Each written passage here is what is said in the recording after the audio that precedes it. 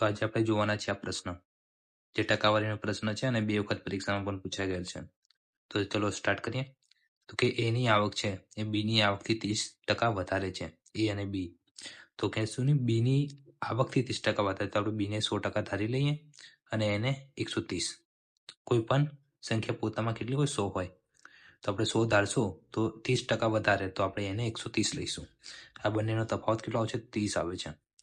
અને એની આવક કેટલા ટકા વધારે છે? બરાબર, તો 30% ઉપર આવશે અને જે મોટી સંખ્યા હશે એ નીચે આવશે, મતલબ કે 130 નીચે આવશે ગુણ્યા 100.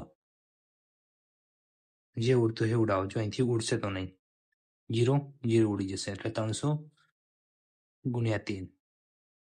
બધામાં 13 નીચે જ છે એટલે અહીંથી ઓપ્શનથી તો આપણે જઈ નહીં શકીએ અને આપણે ભાગાકાર જ કરવો પડશે.